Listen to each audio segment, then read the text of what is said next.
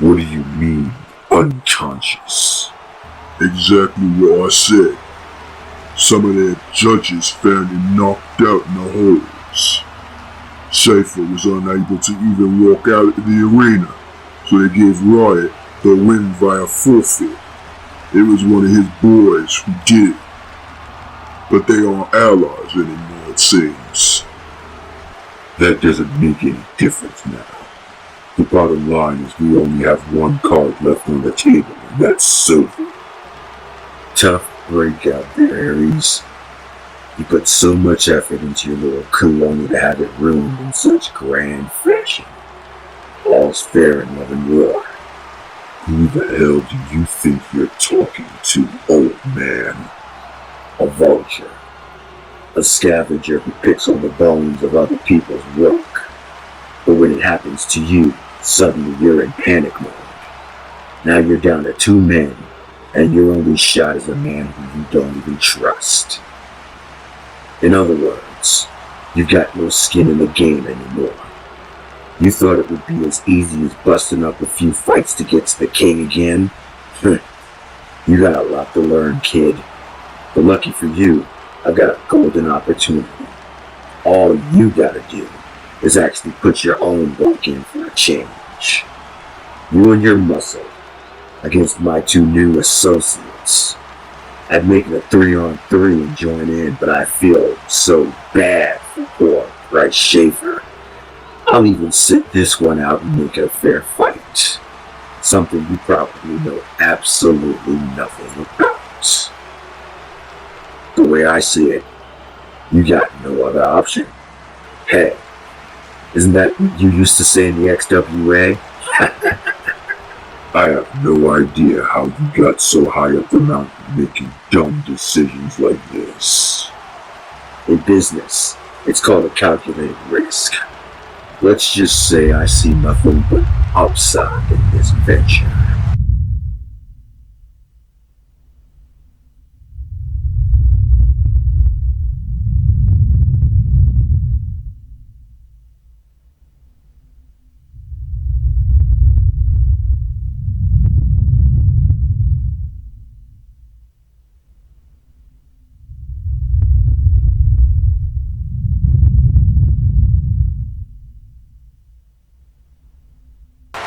Ladies and gentlemen, our next match in the Trial of Kings tournament has officially changed. The following contest is now a wager match that will be contested under tag team rules.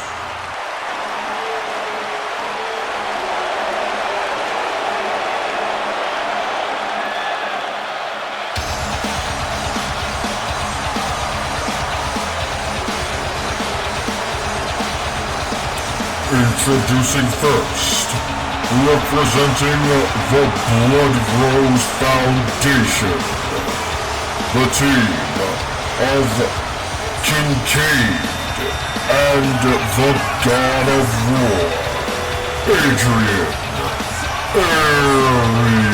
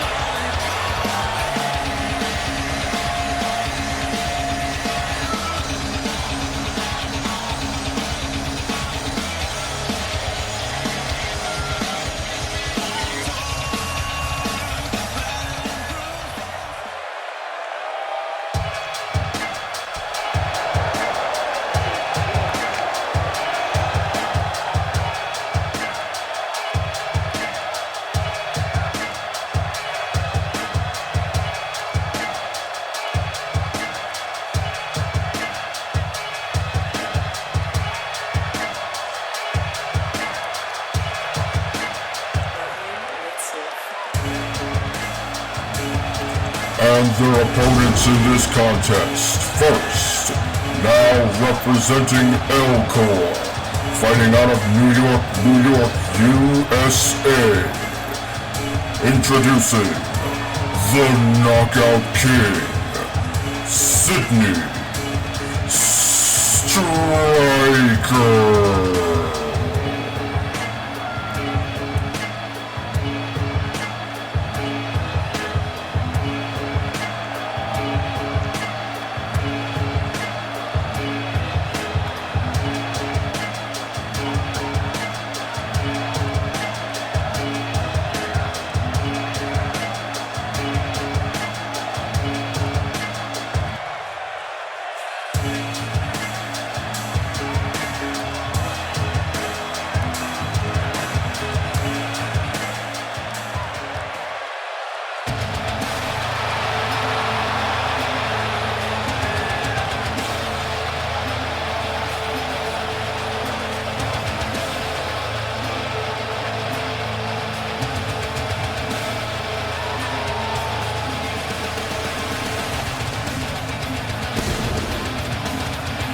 And his partner for this match, also now represented by Elcor, fighting out of Moscow, Russia.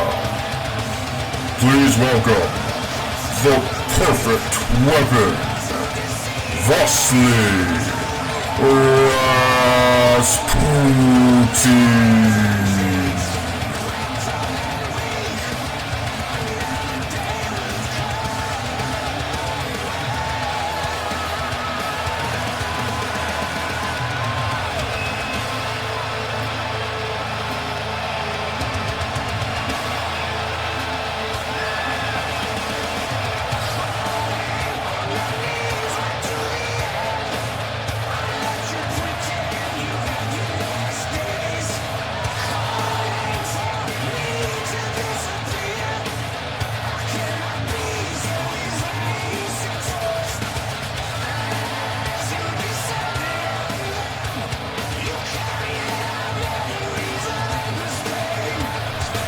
As our opening contest in the round of 8 is set to begin, I have to give you all the details of how this match has exactly transpired. It was supposed to be Vasily Rasputin versus Carson Breakker in this contest. Breakker has, however, relinquished his position within the tournament to allow this match to take place, reinserting Sydney Striker, who is now under the umbrella of Elcor, as well as Rasputin, apparently. And the parameters are, if the team of Striker and Rasputin win this match, then Rasputin will advance to face the winner of our next contest between Masato Kadonashi and Tyson Blackheart. However, if Adrian Aries and this monstrous human being known as Kincaid win, then they get to choose which among them will advance to the next round, ultimately completing their seeming mission in this tournament of infiltrating their way into an opportunity at the throne of fear. There has definitely been a lot of wheeling and dealing behind the scenes all through this tournament from the very beginning. Such is the case for this Trial of Kings tournament, where these corporations all attempt to position themselves in the best place they can, depending on who earns the right of the King of Fear. And right now, Rasputin hooking the leg on Aries, who has been worked over from the opening bell. An onslaught to begin by Striker, whom Aries incidentally assisted in the elimination of in his match against Elijah Silver. So a little order of payback, possibly, for the Knockout King is the reason why he's even involved in this contest, as well as the seeming camaraderie, the alliance that is formed between Striker and Rasputin over their careers, and little hesitation there by Rasputin gives Aries the opening to finally administer some offense, and wisely and quickly, I might add, tag in this Kincaid into the contest. And this monstrous human being that I have learned is coming to us by way of Manchester, England, quickly asserts himself against Rasputin. I've also come to learn that these two men had an altercation in the backstage area, almost in correlation to the interference by Aries in the match between Striker and Silva, as Striker just got knocked right off of the apron by this man's massive shoulders. This guy Kincaid is the definition of an enforcer. We've seen plenty of him in this tournament already. He is no exception to the rule. He has most certainly changed the complexion of this contest from the moment he stepped into the ring, but wait a second. Rasputin with some quickness there, slipping by Kincaid in the corner, and fires back with a series of snap kicks right to the chest. And now look at the face wash. Rasputin to the opposite corner, and the man they call the perfect weapon jams the heel of his boot right across the temple of Kincaid. Follows up with an elbow drop from the middle rope, but look at Kincaid immediately with a counter strike, and down goes Rasputin with a mighty headbutt. Following up with a classic splash. Kincaid has to be at least 350 pounds of pure body mass, and that just came crashing right down across the chest of Vasily Rasputin. He's hurting, that's for sure. I don't think I've seen anybody work Rasputin over like this in the entire tournament. Rasputin has had an impressive run, no doubt, but could that all be coming to a sudden halt right here? Kincaid delivers an Asiatic spike to the throat of Rasputin. Striker manages to break up the pin, but you can see the damage done. Rasputin now barely getting back to one knee. But wait a second. Rasputin. A couple of quick counters. And now Rasputin takes Kincaid over the top rope with a clothesline. And the perfect weapon. Over the top rope with the plancha. Vasily Rasputin is one of those individuals whom the more you put the beating on him, the angrier he gets, the more he wants to reciprocate the hostilities right back at you. And it seems that he has a second wind here after a couple of very impressive high-risk maneuvers. It's what he had to do to get himself back in this match, and it paid off. That's the bottom line. It worked. And now Rasputin, with Kincaid now under his control, drags the man into his corner and tags in Sigma Striker.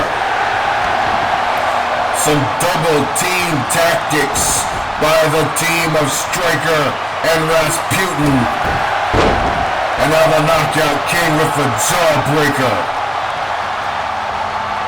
a ball of intensity as he reinserts himself into this match. And Striker would be smart to administer offense as early as possible and as often as possible. And does just that with a series of elbows, followed by a lariat. Kincaid goes down in a heap. And now the big man is in trouble because that is the setup for the Dragon Whip. However, Striker not going for the pinfall here. I think he knows enough that just that amount of offense by itself may not be enough to put the big man down. So he follows up with the savage elbow before going for the cover. And even that is not enough to score a 3-count fall. What he's doing here, though, is pressuring his opponent, not wasting a lot of energy, but using as much as he can to do as much damage as possible. Because you know a guy like Kincaid is going to come right back at you. And sure enough, this marauder from Manchester weathers the storm and fights his way right back into it with a big avalanche sidewalk slam. Did you hear the impact of Sydney Striker's back crashing against the canvas? That was a long trip and a hard fall. But Striker right back to his feet. Wow. The intestinal fortitude of a knockout king. He just will not quit. Another series of forearms and a lariat. Sydney Striker firing right back and firing on all cylinders, but holy smokes, he cold-cocked him. He cold-cocked him. It looked to me like Striker might have been going for another elbow, but Kincaid did his best attempt at ripping him in half with that spear. And Aries tagged in with that signature punt kick of his, square across the temple of Striker. Rasputin saves his partner from defeat and is tossed over the top rope. Can he save Striker a second time, however, because the God of War delivering the hammer of Ares to Striker and goes for another pinfall. This time, however, Sydney Striker has enough wherewithal to get the shoulder up on his own power, but oh God, oh no. Ares gets out of the ring and reaches under the apron for his signature weapon of choice. And asserts himself with that sledgehammer right across the back of the Knockout King. The damage has been done, folks. And Ares going for another punt kick, but wait a second, this time Striker slips out of the way of the kick and fires back with a tilt-a-whirl DDT. And look at Striker. Turnabout is fair play as the Knockout King now administers the sledgehammer in his own offensive strategy. Oh! Wicked shot right there by Striker. Ares wanted to turn this into a street fight when he forgot that Sydney Striker's from the streets. Born and bred in Harlem World, USA, is the man they call the Knockout King. And Sydney Striker will do his best now to show Adrian Ares exactly where he got that nickname from. 3 stiff right hands square to the jaw of the God of War.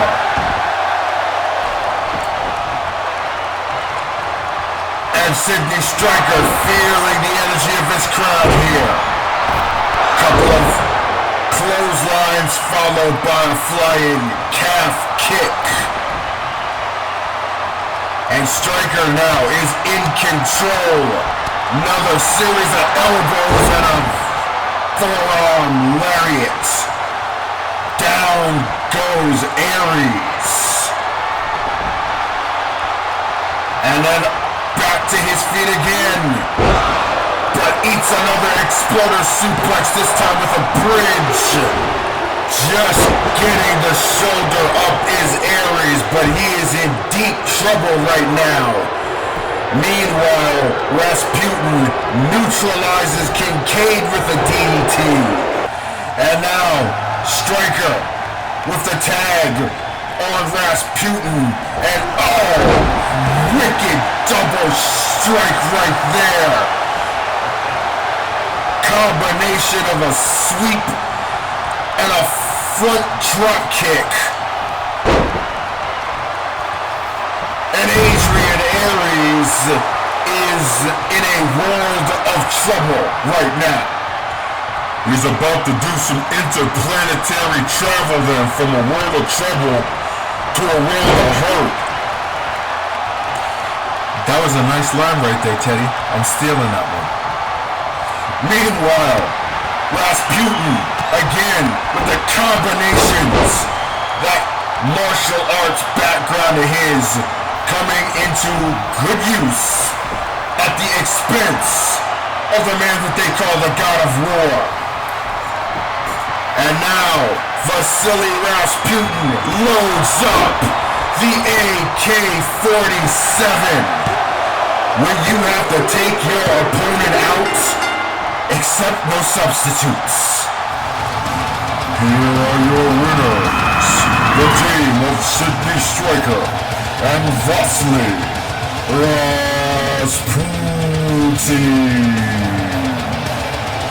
And with this victory, Rasputin will advance to the semi-final round. And for the Blood Rose Foundation, I guess it's back to the drawing board.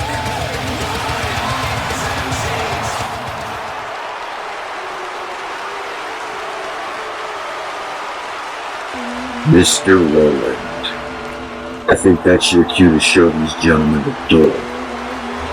The only way I'm leaving here is over my dead body.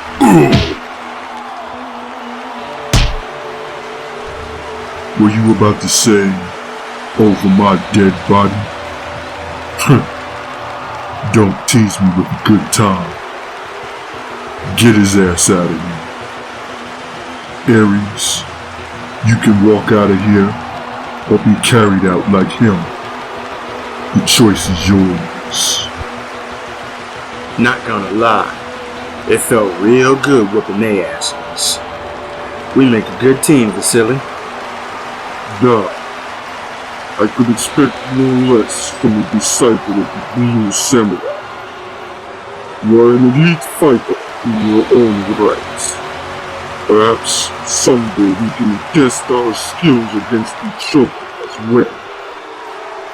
I can appreciate the competitive spirit, but that's just one obstacle out of the way. You got a bigger problem now, Rasputin.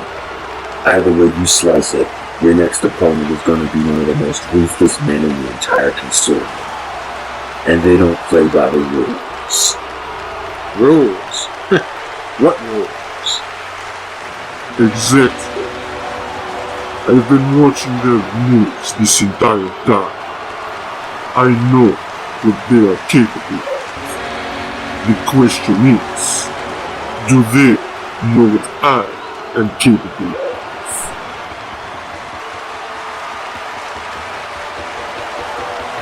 We stand now on the precipice of the first true shift in the balance of this consortium in decades. This isn't just a partnership, Tyson, but a true alliance.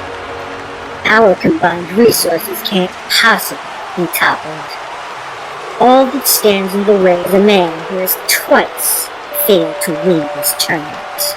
You sound pretty confident, for someone who's already tasted defeat. Besides, you won't be standing in the ring with him. And if you forgot, he's not wrong. I can contain his black army easily, the moment he summons them, of which I'm sure he will when victory begins to slip from his grasp. What you need to worry about are his secret techniques, such as the one he used to knock out Cameron Congo. I'm fully aware of his status as a Grand Master, but his desperation is likely his most dangerous weapon. This will probably be the last opportunity at the throne he'll ever have in his lifetime. It may as well be a damn kumite as far as he's concerned. Then so be it, Titan Blackheart. He who lives wins. 誰は私を傷つけたと思っています。私の数が枯渇しているので、彼らは自分たちや優勢だと思っています。確かに、あなたはこのゲームを上手にプレイしました、タイソン・ブラックハート。あなたは家族の波に値します。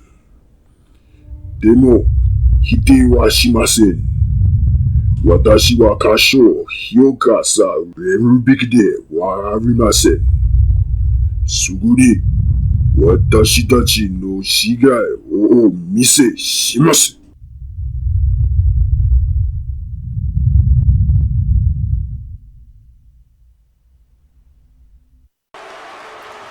Ladies and gentlemen, please welcome the next two competitors in the round of 8.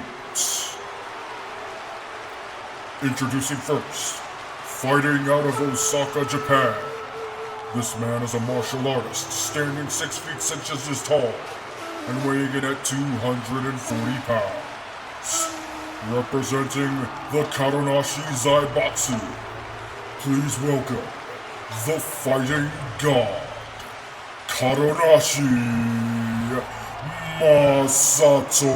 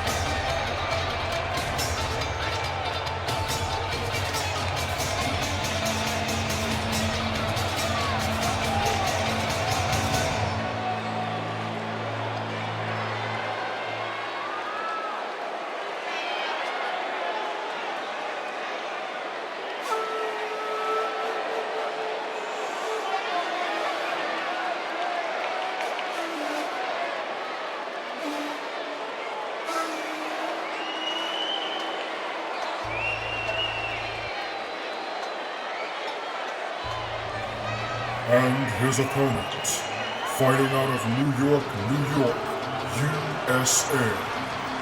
This man is a wrestler, standing 6 feet 10 inches tall and weighing in at 326 pounds. Representing the Blackheart Foundation, please welcome the Red Devil, Tyson Blackheart.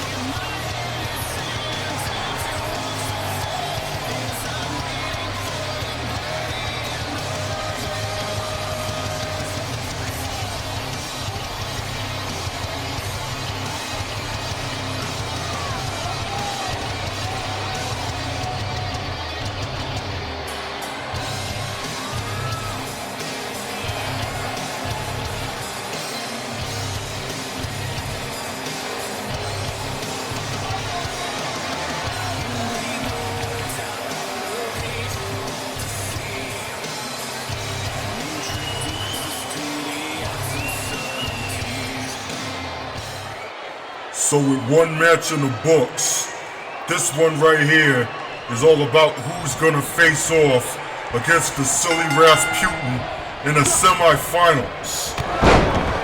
Oh, and Kadonashi with a quick and sudden front kick right to the jaw of Tyson Blackheart, trying to put this match away as quickly as possible here, so it would seem, in the opening portions of this match. But here's Tyson Blackheart, with a vicious DDT. I don't know if it's a smart move on his behalf to try and trade strikes with a Grand Master like the Fighting God. I have mentioned this before, how Kadonashi is only one of 2 men who have taken part in all 3 Trials tournaments to date. This being Blackheart's first, and if he has anything to say about it, his last, as he reclaims control of this contest, tossing Kadonashi outside of the ring. Unbridled territory here. And once again, Kadonashi going to the strikes. And here's Blackheart with a vicious lariat, just taking one shot and then following up with a series of 3 more to just bowl the smaller Kadonashi over. There is at least over 100 pounds of weight difference between these 2 men. Tyson Blackheart is definitely in a power advantage, but we could say the same thing about Cameroon Congo, who Kadonashi somehow managed to defeat in the previous round with one of his secret techniques. Well, Kadonashi is going to have to be a lot smarter in his approach if he wants to use one of those techniques against a guy like Blackheart. Because yeah, he might be big, yeah, he might be strong, but unlike Congo, Blackheart is a much better strategist. We definitely have a couple of warrior scholars in the ring right now. Both of these men, Kadonashi going for another quick cover, only getting a count of 1. But look at the Fighting God immediately on the follow-up attack with a curb stomp, driving Blackheart's cranium straight back into the mat. But again, unsuccessful on the pinfall attempt as he tries to put his opponent away. As I was alluding to earlier, both of these men well-versed in not just the art of combat, but the art of warfare itself. Both men regarded amongst the most ruthless in the entire Monarch Consortium. And right now, Tyson Blackheart is displaying some of that ruthlessness as he wrenches back on the chin and neck of Kadonashi. But the Fighting God fights his way out of that with a shin breaker, ace crusher variant to break that hold, and immediately on the follow with a lariat. Straight forearm right to the back of Blackheart's neck.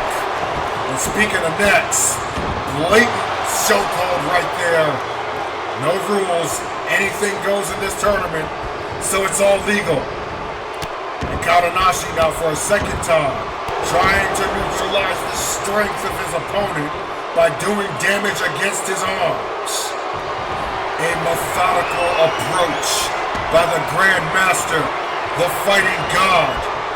Can he continue to keep the pace in his favor? Or can he actually put this one away? No. Another 2 count by Kadonashi, going for the pinfall, and now going for the submission immediately afterwards. Trying for an armbar here, but he was not able to get it locked in completely. Blackheart fights his way out of it with a couple of shots to the face, And now Tyson Blackheart going for a tombstone power driver. But wait a second. Are you kidding me? Kadonashi with a timely counter. Dropping Blackheart square on his head. And then dropping him a second time. Kadonashi is fighting with a purpose right now. I think he knows that his back is against the wall here. Well, you're right about that. His security detail, if you will, the Black Oni, were completely subdued in the previous match by Cameroon Congo. And after the conclusion of that contest, we came to learn that Blackheart has struck a deal with the Ivory Queen. Wait a second. Kadonashi reaching underneath the apron, and just as we saw in the previous match, he has just introduced a weapon into this contest in the form of a Singapore cane. And he goes right across the back and now against the chest, just waylaying Blackheart. The Red Devil is reeling. And the Fighting God is going to look to strike the finishing blow. Face first again to the mat. Center of the ring with the cover. Kadonashi. No. Only another pinfall attempt. Unsuccessful.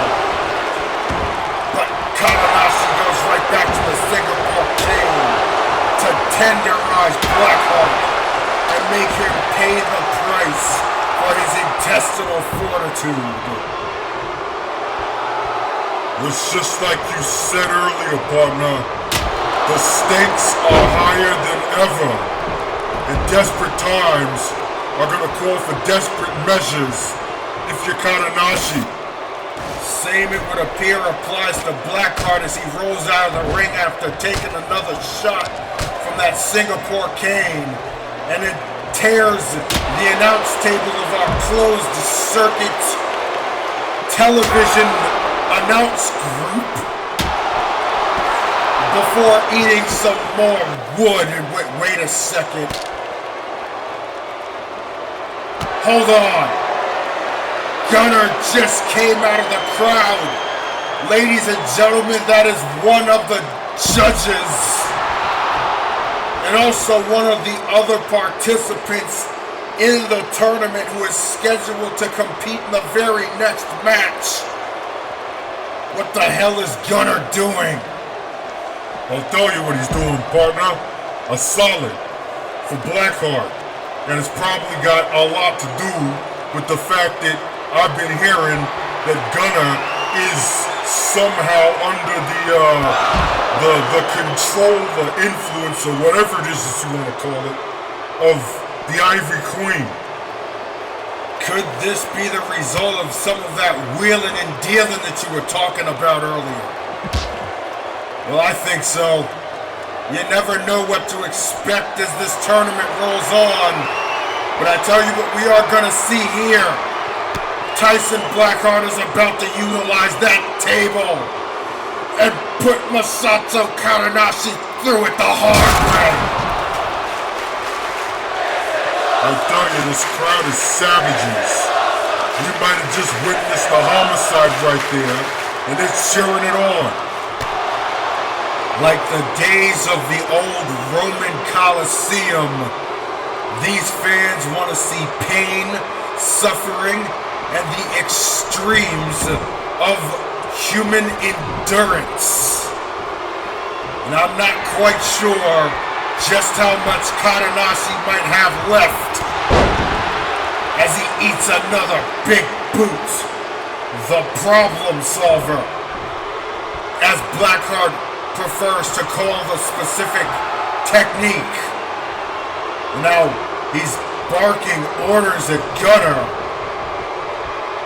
Gunnar follows suit back into the ring, and that pretty much confirms that Gunnar is in fact out here on behalf of Tyson Blackheart. and he's about to carry out his marching orders. Kadonashi up on the final judgment, shoulders in. Devastating impact.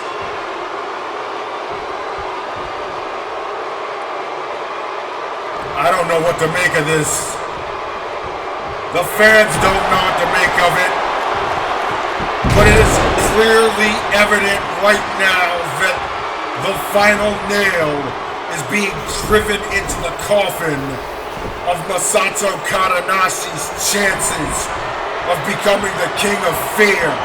The third time does not look like it's going to be the charm, as Tyson Blackheart reads the last rites. And this match is over. Ladies and gentlemen, your winner by 3 count fall, Tyson Blackheart. And with that, one half of the semi-final round is now official. The Red Devil will face the Perfect Weapon.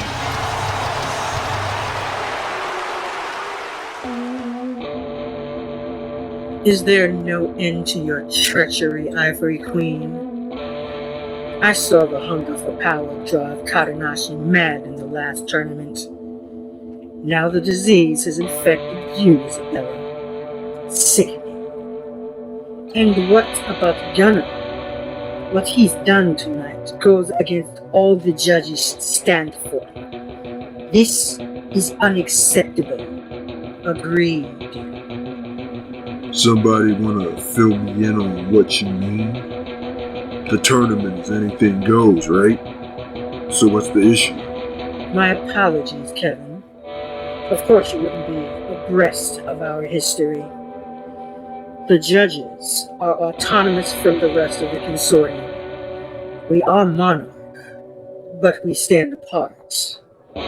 This was so that we serve as unbiased operatives in the judgments of those who would violate the code.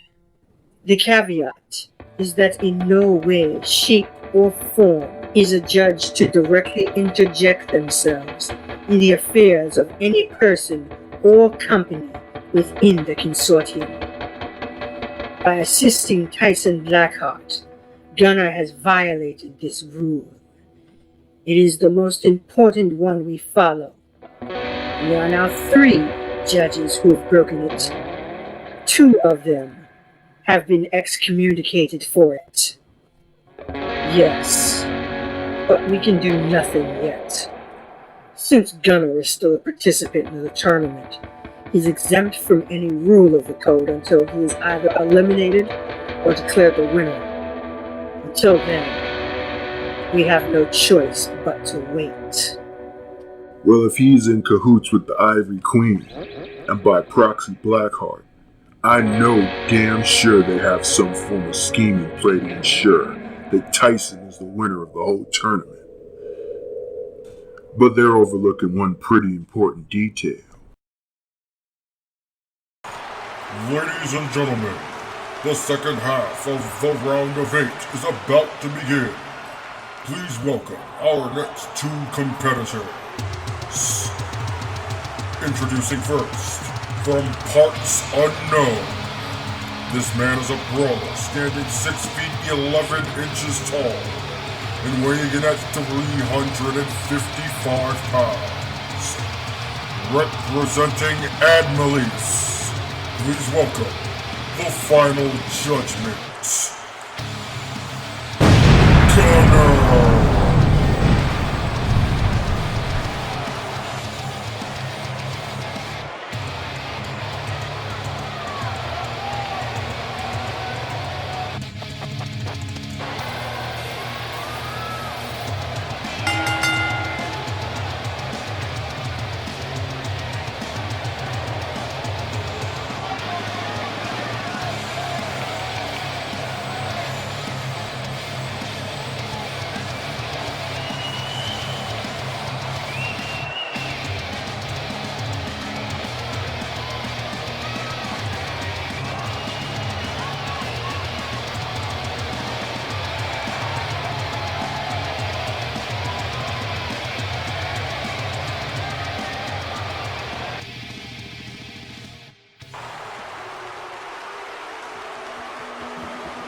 So now you know everything about Monarch. I'm so sorry, Krystian. It was always my intention to protect everyone from this truth, not to hide it. I live in two worlds, as does Riot, and if they were ever to collide, the results would be dire. I can vouch for that. Well, you don't need to worry about me making a tell-all expose or shoot video anytime soon. By the way, how are you feeling? I feel good. My ribs don't feel like they're gonna poke a lung in me. What did you do exactly? I'll tell you a secret of mine. My family has been practitioners of what you call black magic for centuries.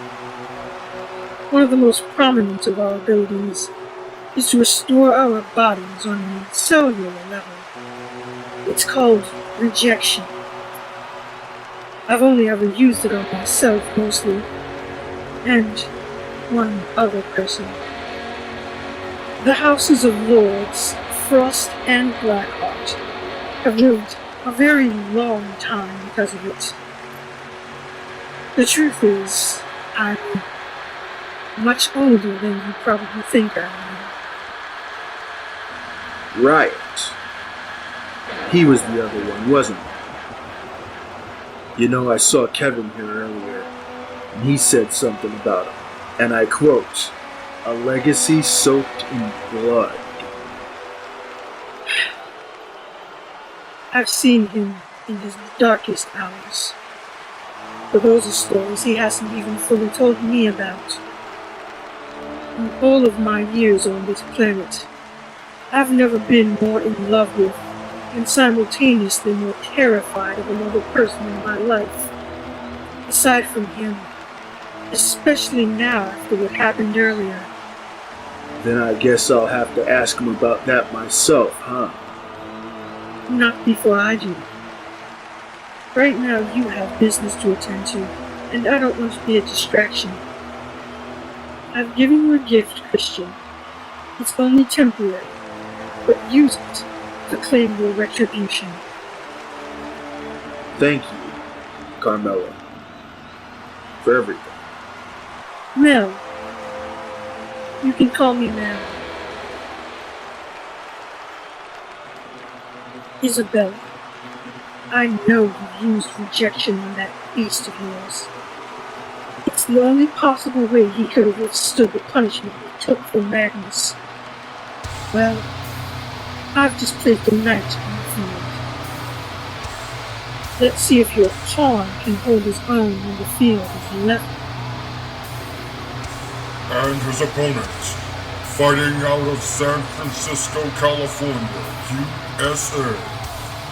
This man is a wrestler standing 6 feet 6 inches tall and weighing in at 240 pounds. Representing the Kronos Corporation, please welcome the man on fire, Krystian Fenix.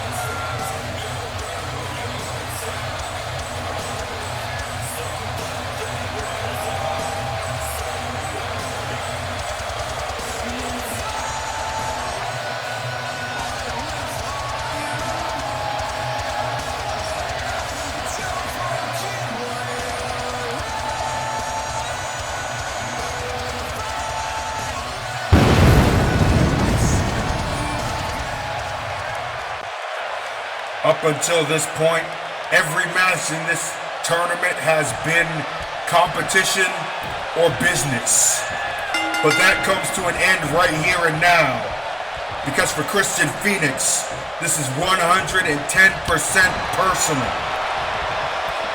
The man they call the Final Judgment, Gunnar, number 2 judge in the Monarch Consortium, was mysteriously ordered to strike at the Blackheart clan.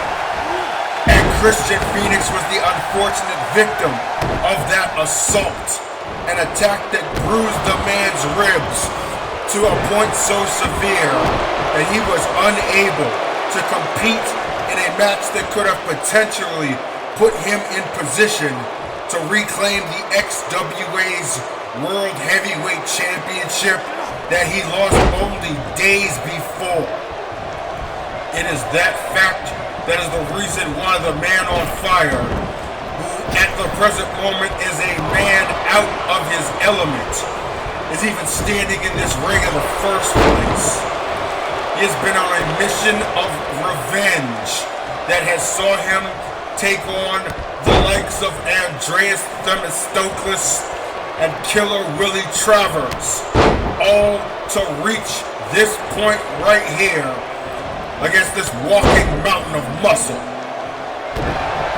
And you gotta wonder just how much he's got left in the tank, because he's taken a ton of punishment along the way. And he comes in here already with a handicap that you'll know that Gunnar is gonna try to exploit. He has taken a ton of punishment along the way, bruised ribs and all. But right now, he's actually looking pretty spry. Going for the quick cover there, only a 2 count as he hooks the leg. But Fenix is moving a hell of a lot more flexibly than he had been in his previous 2 matches. And here, Gunnar breaks a sickle hold, stiff shot to the face, but have a look at Fenix, absorbing the punishment to deliver punishment of his own. Gunnar hits the top turnbuckle the hard way, times 10, whipped to the opposite rope, and Krystian Fenix right now is rolling. Oh, stiff front drop kick right to the chest of the Final Judgment. And just like that, Fenix delivers a Fenix smasher. Goes for the cover for a second time. This time only gets a 2 count. But wow, Krystian Fenix right now is on a different level. I would even go as far as to say that this is the Krystian Fenix, the fast and agile and dazzling man on fire that the XWA has known and has seen grow into almost a legend of his own right. I don't know what he's done to recover in his match between Travers up until now, but it's working.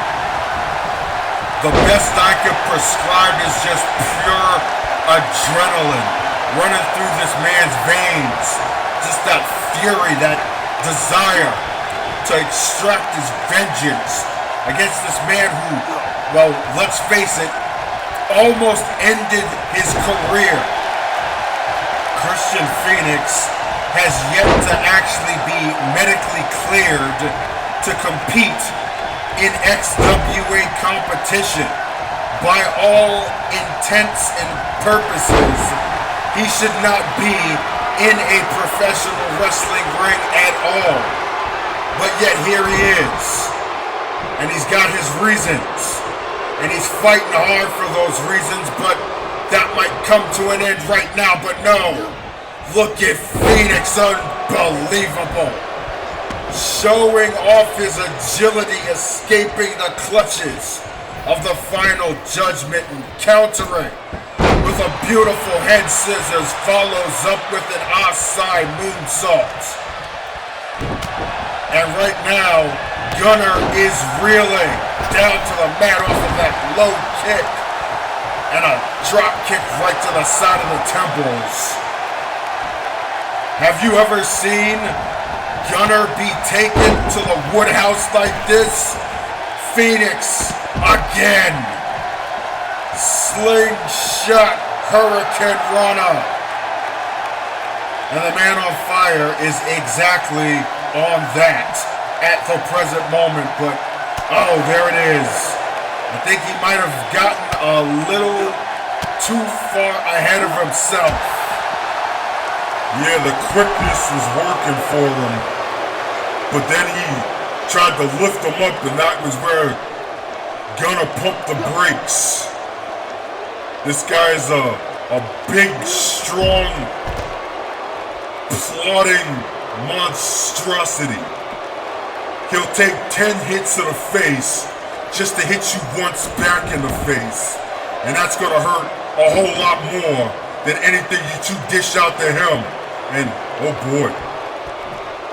As if a man of Gunnar's size and strength needs to use a weapon in hand-to-hand combat, he just introduced the chair into the match and cracked Krystian Fenix right across the face. And now goes for the ribs. And that might have done some irreparable damage to the man on fire.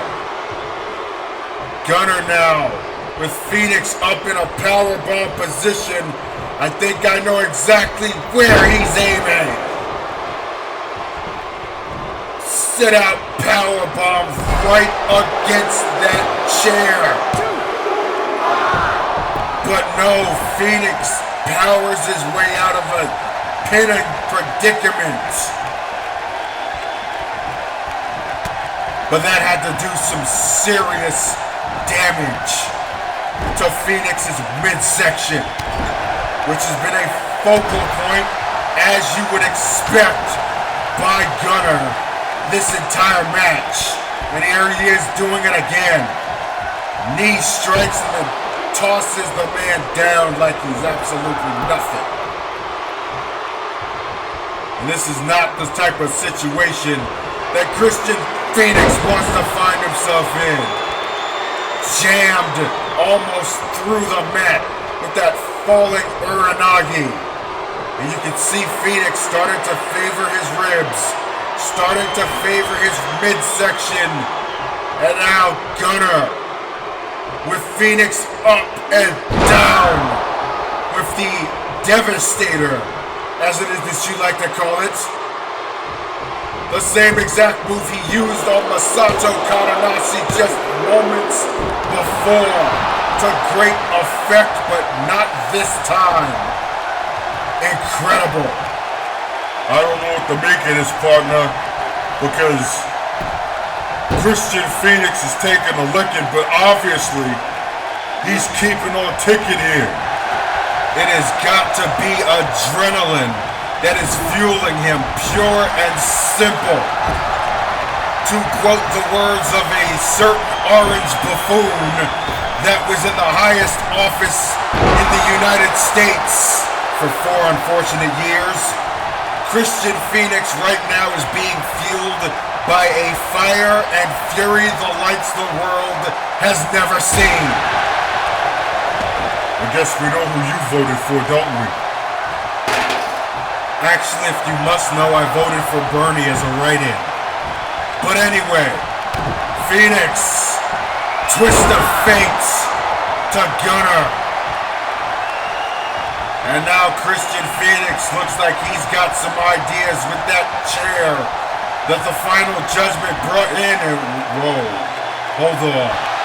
The man on fire has Gunnar in a compromising position right now. What has he got planned here? Something painful. Are you kidding me? Second rope Fenix splash, and that could have crushed Gunnar's larynx. It could have put a dent in the man's collarbone. Krystian Fenix obviously has absolutely no concern for the health and safety of his opponent. And why should he? Goes for the cover, hooking the leg, both arms around that tree stump of a thigh. But still not enough to keep Gunnar down, and he's right back up to his feet. Are you serious right now? What Fenix just got done doing could have caused severe injury or even killed a normal man. But Gunnar ain't a normal man. Both combatants have literally taken everything each other can dish out and are still coming back for more. Another falling Uranagi by Gunnar. And now Gunnar tried to make Turnabout be fair play, but no.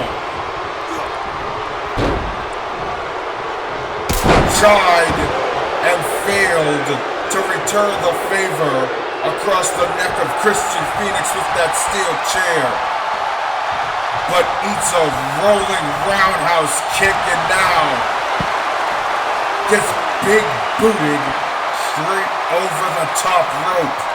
And speaking of over the top, Fenix now perched on the top turnbuckle and straight out of the ring. A coup de grace, if you will. Double stomping right across the chest of the final judgment. And now Krystian Fenix is the one reaching for a foreign object under the apron in the form of a table.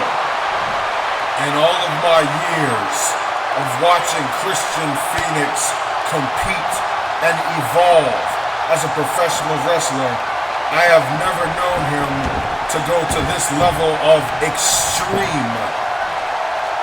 That's exactly the type of situation that this entire tournament will drive individuals to go.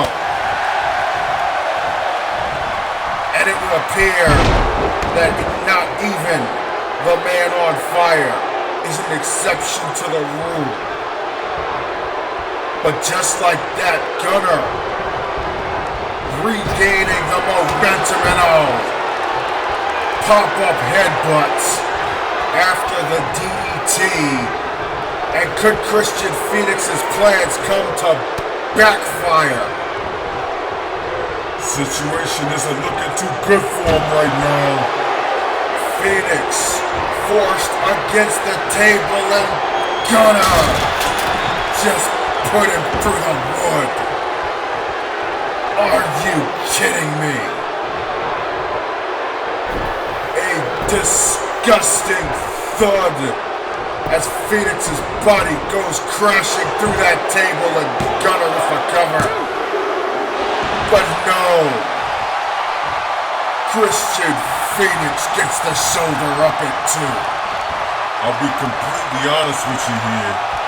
I don't have any clue how either of these guys can keep on going. The human body is only meant to withstand but so much punishment. And speaking of punishment, mass times velocity equals impact as Gunnar continues to pour on the punishment to Krystian Fenix. Modified backbreaker, and neither man has shown any signs of letting up on the gas. Another Irish whip to the opposite corner by Gunnar, and another falling Uranagi onto the remnants of the table that he shattered with Krystian Fenix's body just only a few short moments ago. The final judgment going for another powerbomb attempt here. But for the second time, Krystian Fenix is able to escape the big man's clutches and delivers another one of those scintillating single arm underhook DDTs. And now Fenix going to the top. Possibly a Fenix, no. Not a Phoenix splash in the mind of the man on fire. Instead, he drops down, reaches under the apron again, and oh boy. Now things just really got extreme. Krystian Fenix introduces a ladder. Well, Fenix is the one who brought that table in the first place, and that backfired on him. Let's see if this plan pans out in a better way for him.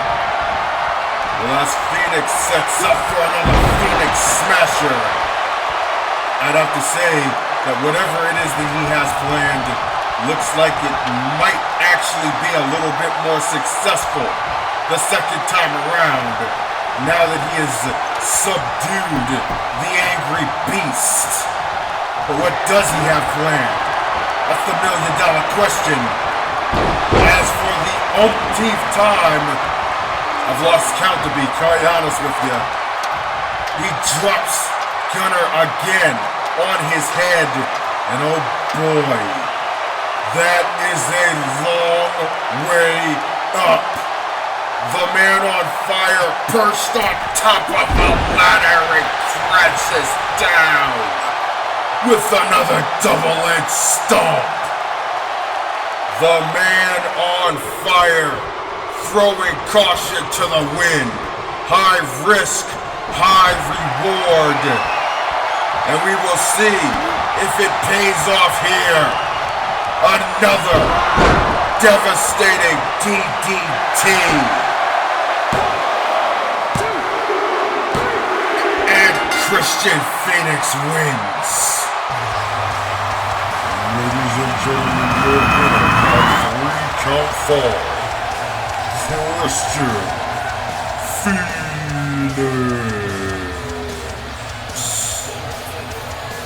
On this night, retribution for Krystian Fenix for being on the shelf for several months at the hands of this man. But the question now is what comes next for the man on fire. But wait a second. It looks to me like Fenix isn't done yet. Another DDT to Gunnar. And quite clearly, Krystian Fenix is venting out a ton of frustration and making a statement here. Fenix to the top turnbuckle. It looks like we might see a Phoenix splash after all. You want to know what I call that, partner? Finishing the story with an exclamation point.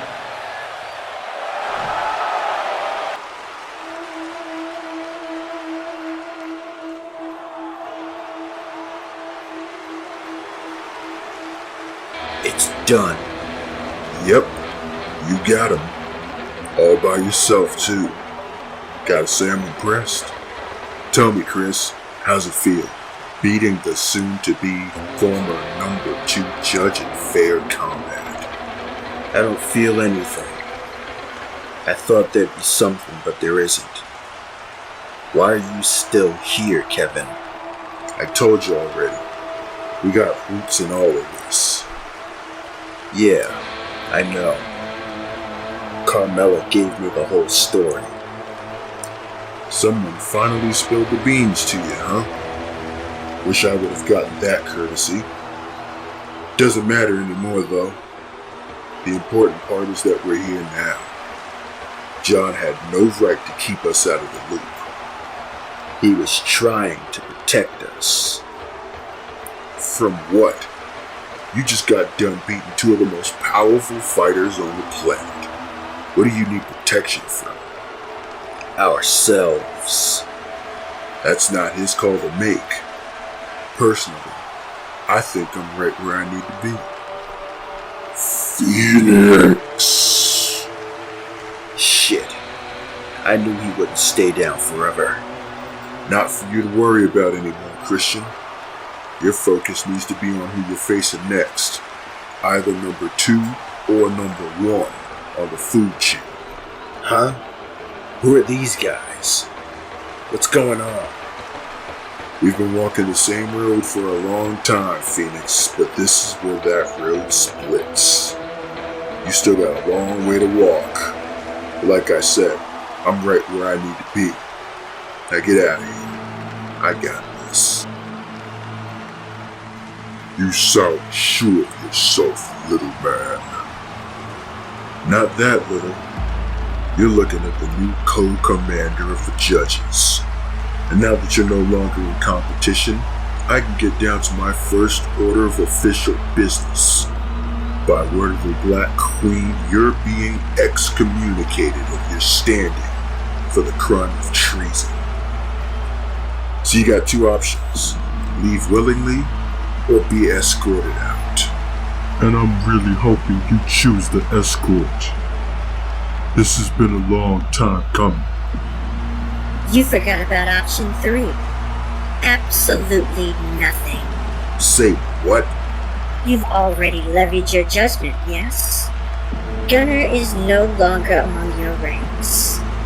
Under the circumstances, it'd be your right to remove him forcibly if need be, should he have no further business with a member of Monarch.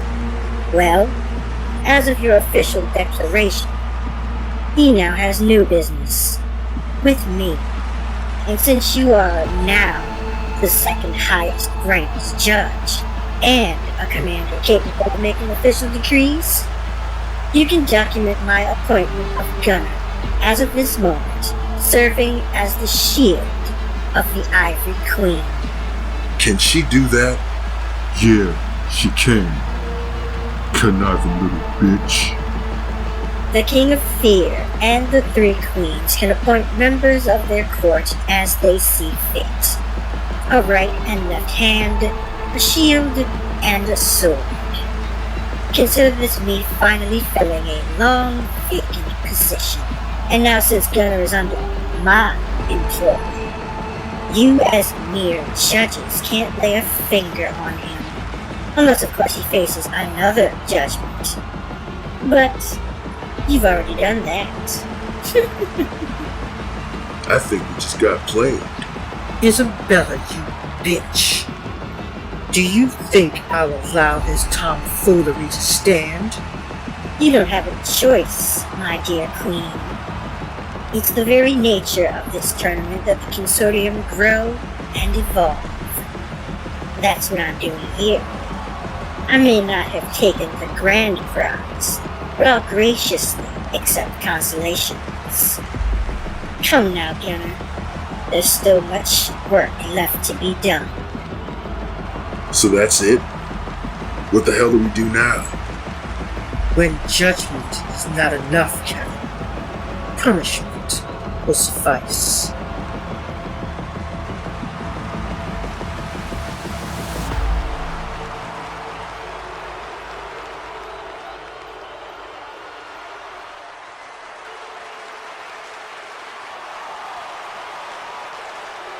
Fleming, where is he?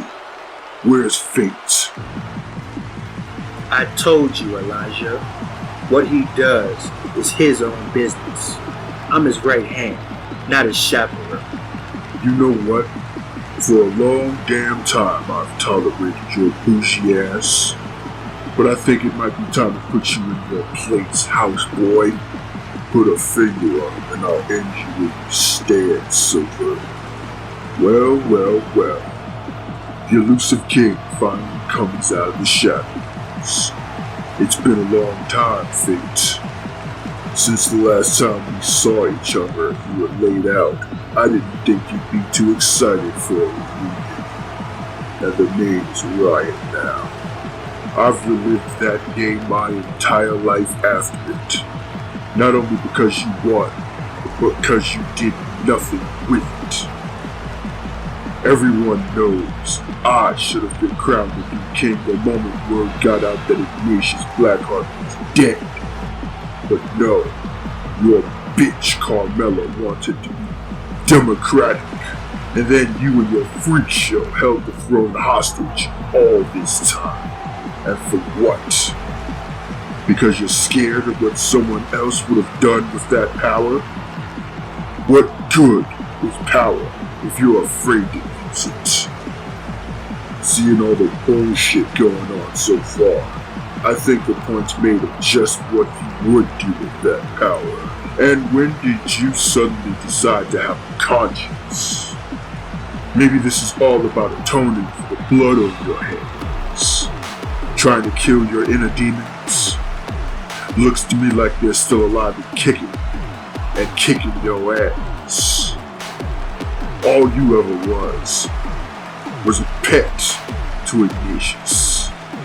A rabid dog he'd been sick on whoever was getting close to him, and for table scraps. Words cannot describe how wrong you are, Elijah. Do you want to know the reason why Vincent was never made a Hand of the King? Because he was the only person my father could trust. He needed someone who could oversee everyone's affairs with no hesitation.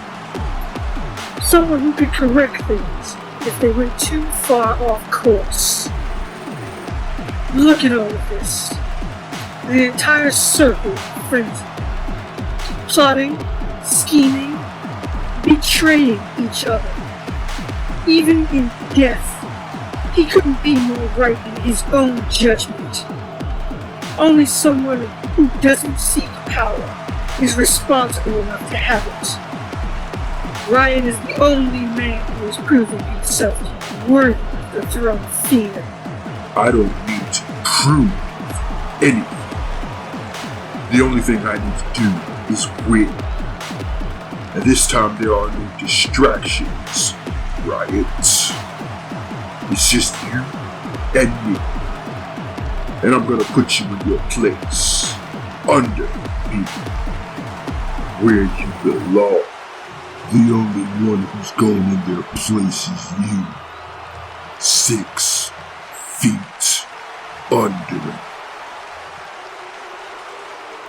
And now, please welcome the final 2 competitors of the round of 8. Introducing first, fighting out of New York, USA. This man is a brawler, standing 6 feet 6 inches tall, and weighing in at 265 pounds. Representing Silent Cloud, please welcome the King of Power, Elijah.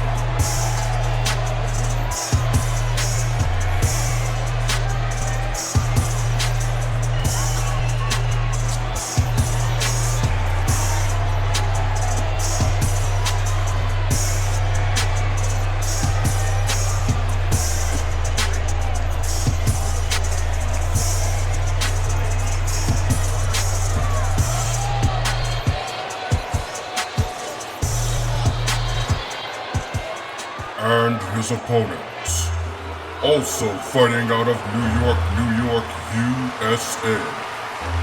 This man is a wrestler, standing 6 feet 6 inches tall and weighing in at 265 pounds. Representing Monarch, please welcome the King of Fear, Riot.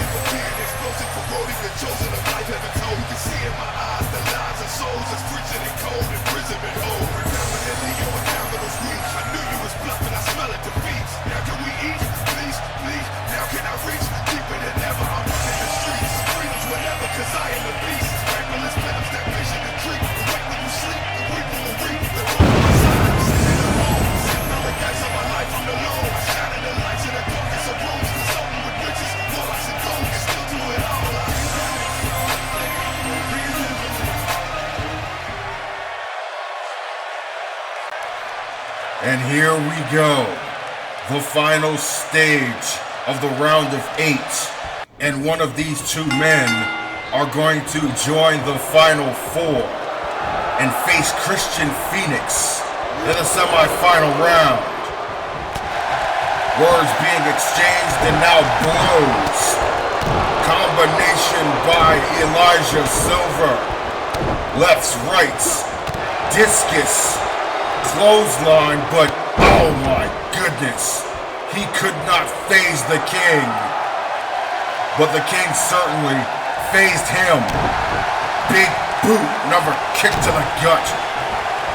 And now, Riot will show Elijah Silver how to throw some hands. And Silver has to regroup rolling under the bottom rope. He might be classified as a wrestler, but that's only Riot's current occupation. Let's not discount the many years in combat that he has accumulated over his lifetime and the many disciplines that he has learned as a result of being in battle for pretty much most of his adult life.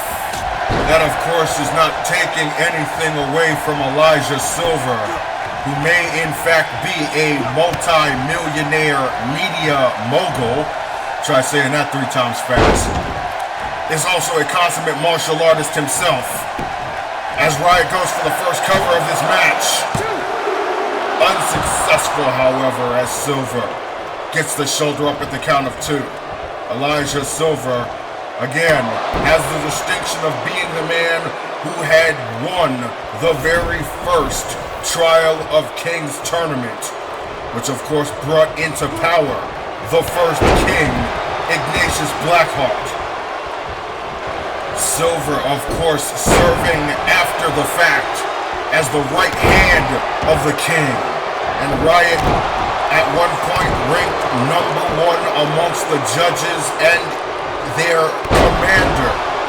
The judges being, of course, the armed, I guess you could say, faction, personal army of the man who sits at the throne of fear. One of many perks that the king holds, that from what I gather in conversations between these matches, Riot has never utilized since he took the throne in the second tournament. For whatever reasons, he has chosen to keep this title, this position, away from anyone else within the circle of the Monarch Consortium. A fact that Elijah Silver has taken very personally. This is gonna sound really weird, partner, but I think this consortium is probably the fairest company that I've ever seen. I mean, you literally gotta fight your way to the top. These trials matches, as they are called, are how a lot of business gets done within the Monarch Consortium. The Trial of Kings, of course, being the grandest stage of them all. Literally like the Super Bowl of trials matches, of course, with the top honor being the Throne of Fear itself. And make no mistake, Riot is not going to give that away without a fight. And it has definitely been a fight, to say the least, that he has endured over the course of this tournament. So many principles already influencing themselves along this path leading up to this point. Of course, there was the Blood Rose Foundation. Then, of course, there was also that mysterious woman who seems to have taken some kind of control of Riot's ally Black, as the Riot Act is read to Elijah Silver here, and he might put this away. No. 2 count only. Silver still with some fight left in him. There is definitely a whole lot going on in this tournament. It's like if you blink your eyes, you don't know who's on whose side anymore. And right at the top of it, you got all this stuff going on with this guy Riot. It's true what they say, heavy is the head of he who wears the crown. And Elijah Silver just dropped Riot on said head with a high impact DDT. That'll compress your spine if you're not careful. And now Silver applying the omoplata submission hold. Brazilian Jiu-Jitsu on display. He used this same exact technique to subdue the Scorpion Raheem Abbas in the opening round of the tournament. Can he succeed in doing the same with Riot? No. He breaks the hold, and now Silver going outside, and Silver reaching under the apron, and he comes up with a baseball bat. The product of Bushwick, Brooklyn has just officially taken this match to the streets. And I think, if I'm not mistaken, every single match in this round of the tournament has had a weapon utilized at some point in some form. Silver hooks the leg. And no, despite being cracked literally on top of a skull by a wooden baseball bat, Riot somehow kicked out. But how much damage did that do? That could cause a concussion or worse. But ask Elijah Silver if he cares. His only concern is to win. And so long as the methods are not lethal, they're legal. Riot right now is on the receiving end of a prodigious beating. Pop-up headbutt by Silver. And that baseball bat has certainly served as an equalizer. Could it be a setup for the finish here? Elijah Silver with Riot up in the air and a vicious sit-down powerbomb. Hard, high impact right across the back and neck of the king, who may be king no more. Or not. Shoulders up, and the fight continues. Silver now.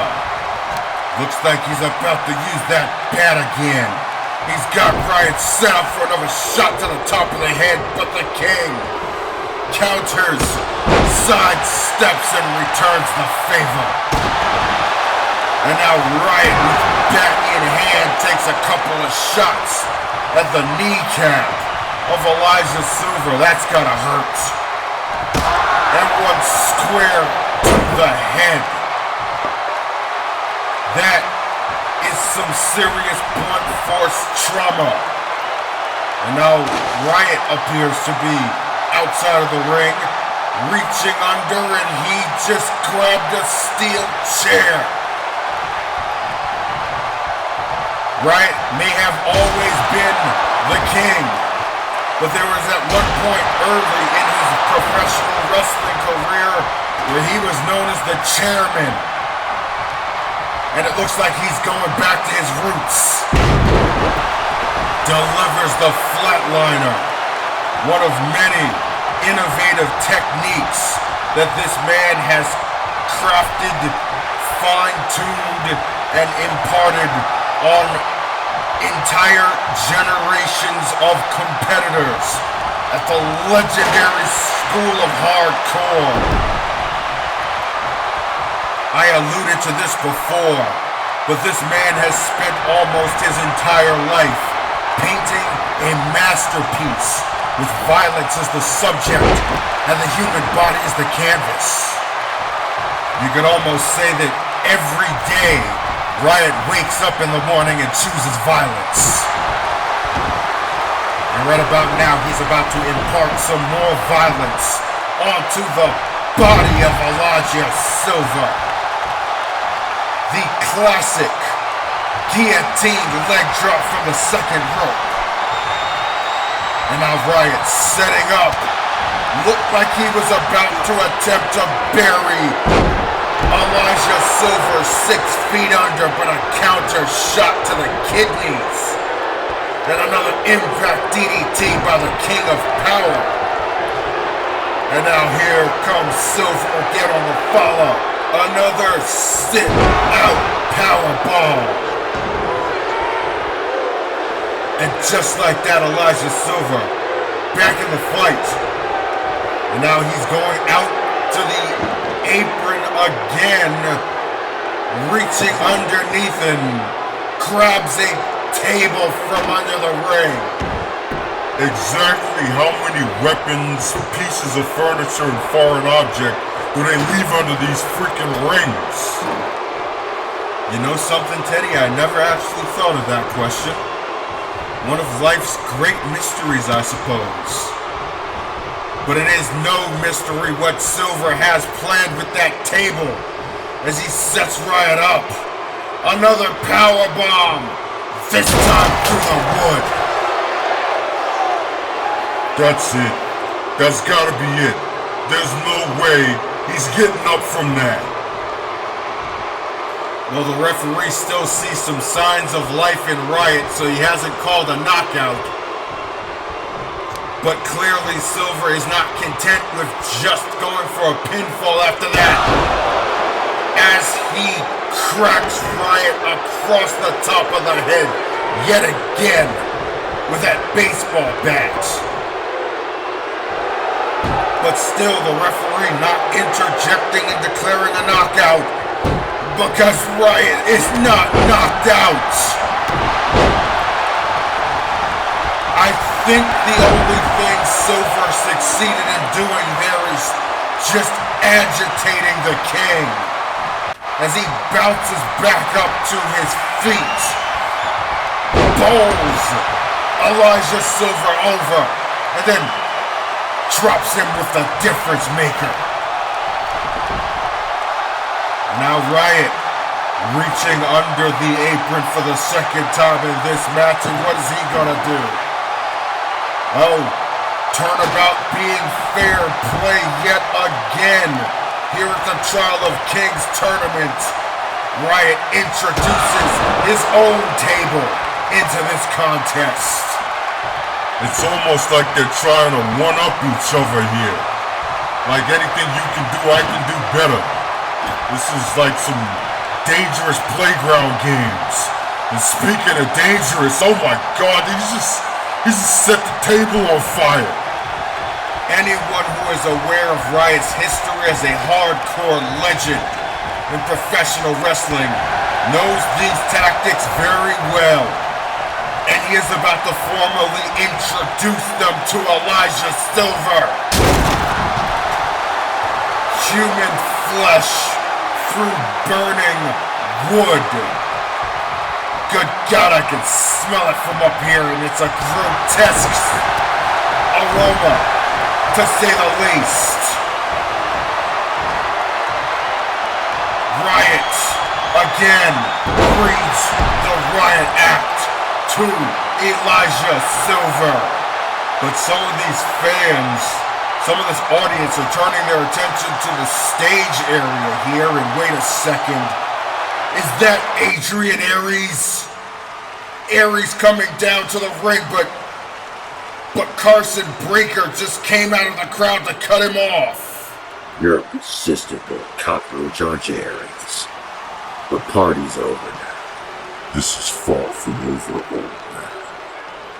You and I are gonna settle up right here and now. And today is the day they'll call me God Killer.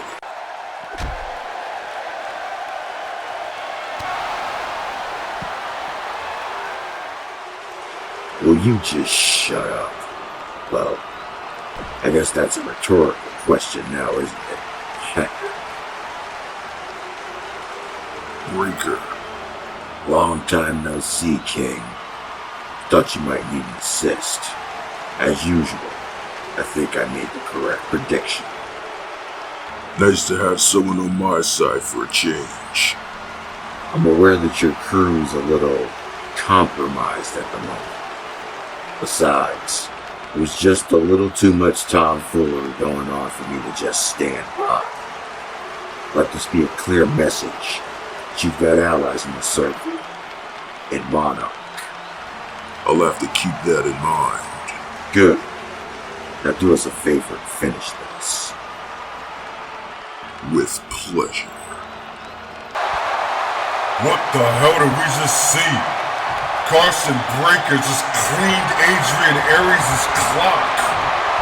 And a similar fate is about to befall Elijah Silver as the King buries him 6 feet under.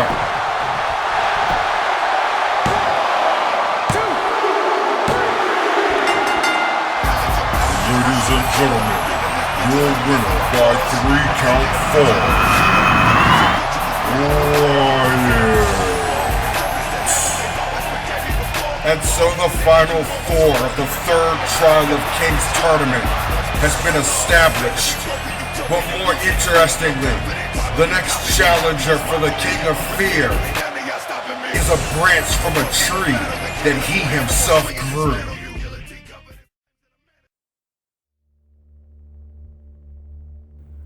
I was a damn fool to think I could do business with those idiots. Breaker. I should have flatlined that son of a bitch a long time ago. And Aries, useless. Fucking useless. Our world has changed, Silver. We failed to adapt and paid the cost. We can be consumed by anger, or we can change ourselves. Kadonashi, what the hell do you want? Listen to me, Elijah. The throne is out of our reach now, but we are still among the most powerful within the circle. Tyson Blackheart and Carson Breaker have shifted the balance of power, not to mention the scheming ways of the Ivory Queen. If we do not act, we will lose more than just this tournament. We have been enemies for a long time, but now we have mutual adversaries, and it would be in our best interest to combat them collectively. If history serves as reference, alliances haven't been very beneficial to us here. So why would this be any different? We have tried to topple each other for years, but there has never been deception in our strategy. It has been a war of attrition, but with honor. For honor. Ironically, that makes you and I the only others within the circle whom we can trust. The enemy of my enemy is my friend, huh? I'm listening.